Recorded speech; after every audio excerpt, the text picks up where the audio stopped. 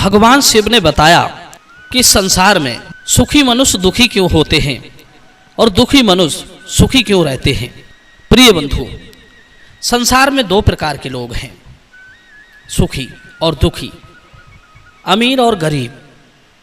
दुखी रहने के कई कारण हैं और सुखी रहने के भी कई कारण हैं, लेकिन कुछ लोग ऐसे भी हैं जो सुखी हैं, संपन्न हैं, समृद्ध हैं, फिर भी दुखी हैं।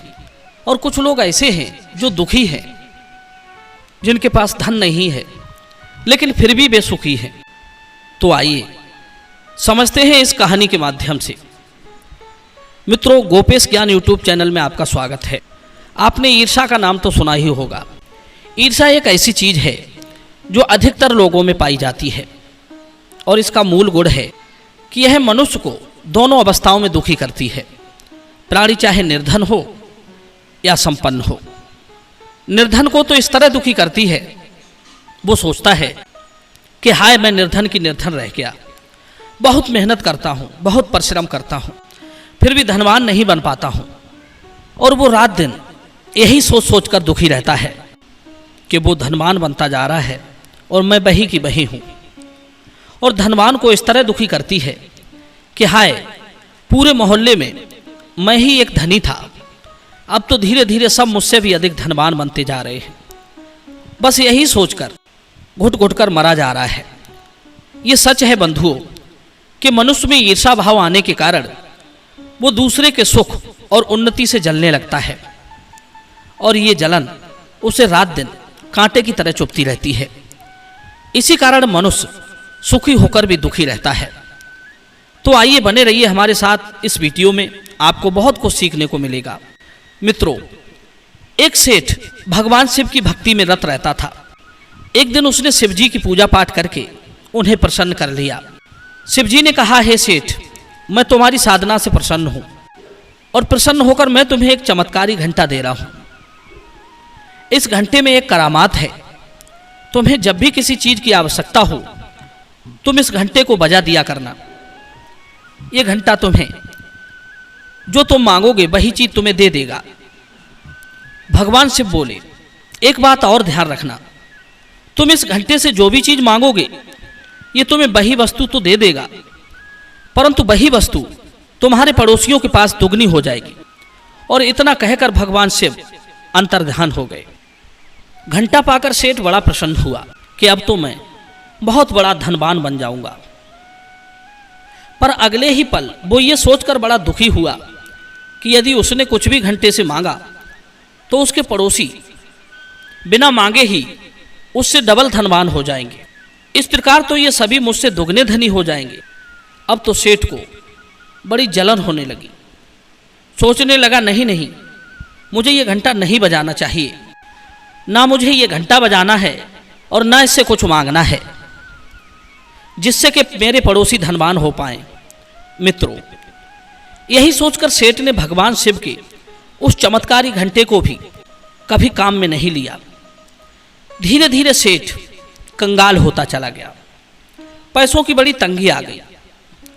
कभी कभी तो उसके मन में आता कि चलो घंटा बजाकर मैं अपनी गरीबी दूर कर लूं, परंतु पड़ोसी उससे दुगने धनवान हो जाएंगे, ये बात सोचकर वो घंटा उठाकर फिर रख देता था, क्योंकि ईर्ष्या उसे बार बार घंटा बजाने से रोक देती थी।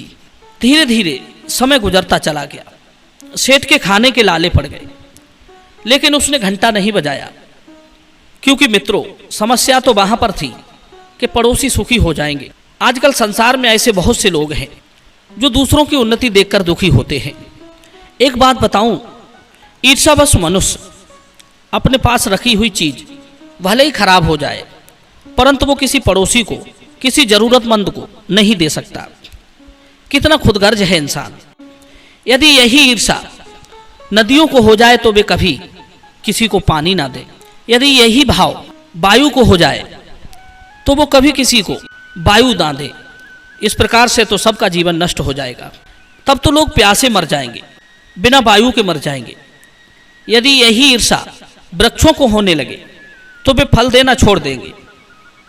सूर्य को हो जाए तो वो धूप देना बंद कर देगा। परंतु मैं बता दूं, ये अवगुण सिर्फ मनुष्यों में ही पैदा होता है।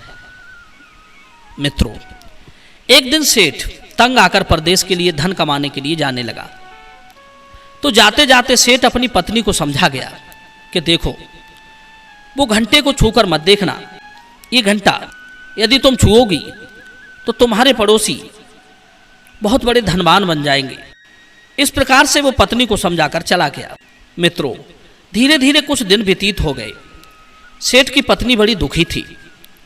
एक दिन जब उसके पास कुछ भी नहीं बचा तो सोचने लगी, घंटा व्यर्थ में घर में रखा हुआ है, क्यों ना इसे बाजार में बेच दूं तो कुछ पैसे मिल जाएंगे, कुछ दिन का तो गुजारा चल ही जाएगा। यही सोचकर सेठ की स्त्री ने जैसे ही वो घंटा उठाया तो वो घंटा बज गया। अब वो जो सोच रही थी उसी के अनुरूप घंटे ने कुछ पैसे उसे दे दिए। अब तो वो रोज घंटे को बजाने लगी। मित्रों, धीरे धीरे वो धनवान होती चली गई, परंतु उसे नहीं मालूम था कि पड़ोसी उससे दोगुने धनी हो रहे हैं। इधर जब उसका पति परदेश से लौटकर आया और उसने जब देखा अपने घर का हाल और पड़ोसियों को धन संपदा से संपन्न देखा तो उसे बड़ा दुख हुआ। सोचने लगा, ये क्या हुआ, मेरी स्त्री ने तो इन्हें माला माल कर दिया। सेठ के कलेजे पर सांप लौटने लगा। उसे एक एक पल चैन नहीं पड़ रहा था। वो उनकी खुशियों से इतना जलने लगा कि अब तो उनका अहित करने पर उतारू हो गया।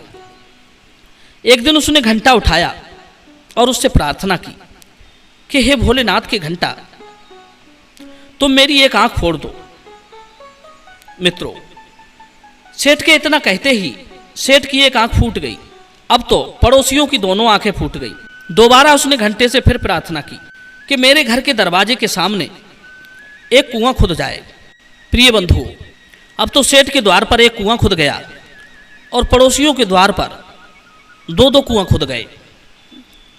अब तो पड़ोसी पहले से ही दोनों आंखों से अंधे थे, इसलिए द्वार पर खुदे दो दो कुएं उन्हें दिखाई नहीं दिए और वे कुएं में गिरने लगे। सेठ ये देख देख कर बड़ा खुश होता था। और ये सच है मित्रों, ईर्ष्यालु व्यक्ति को खुशी तभी होती है जिसके कारण वो दुखी था। वे सब दुखी होने लगे तो ईर्ष्यालु व्यक्ति बड़ा खुश होता है। ईर्ष्यालु व्यक्ति को दूसरे का सुख, दूसरे की खुशियां हजम नहीं होती। वो हमेशा दूसरे को सुखी देखकर स्वयं दुखी रहता है।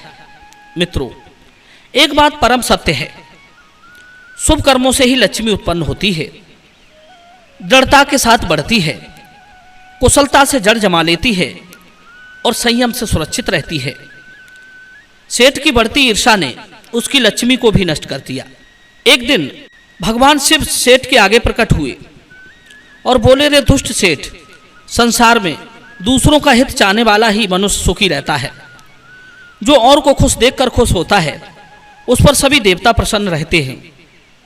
उसी के घर लक्ष्मी बहुत दिनों तक वास करती है।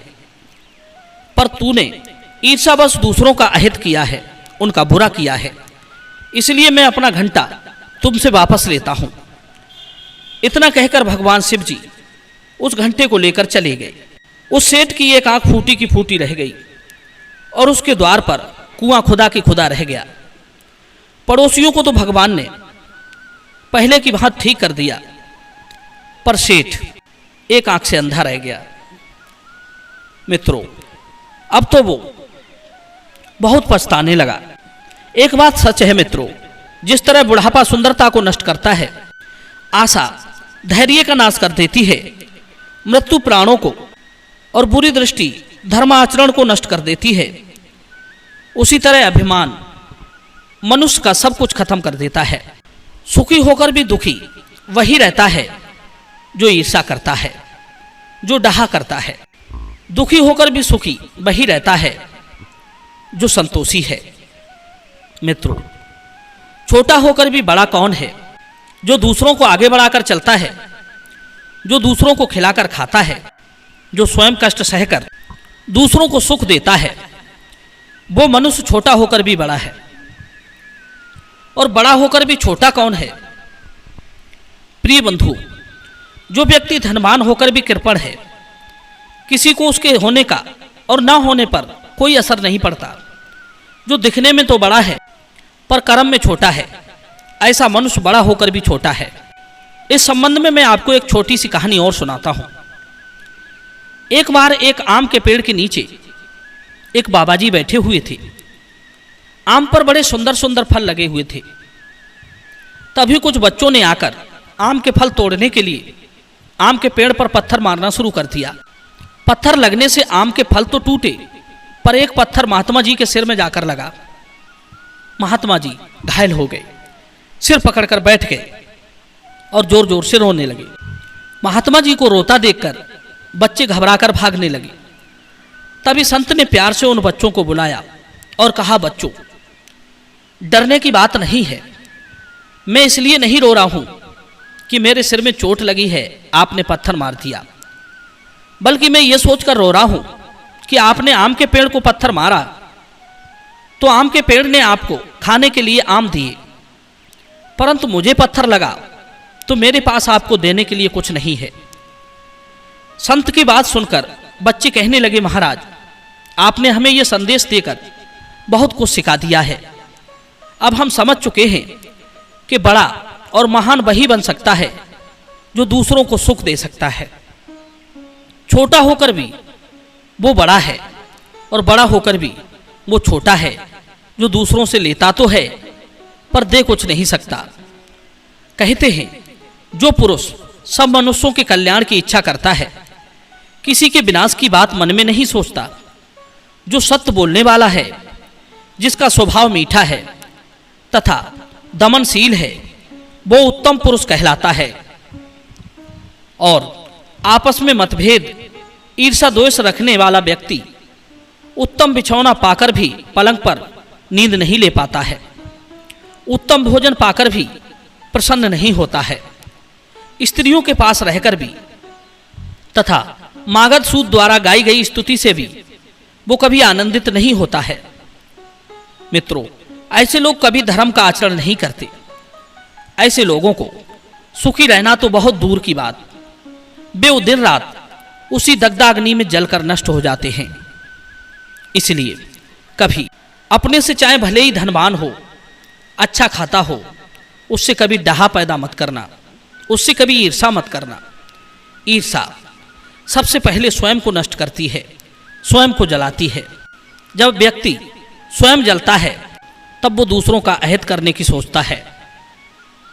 मित्रों, ये कहानी आपको कैसी लगी, कमेंट में आप हमें जरूर बताना। मिलते हैं अगली कहानी में एक नई ज्ञान चर्चा के साथ। आप सभी दर्शकों का बहुत बहुत धन्यवाद। जय श्री कृष्ण।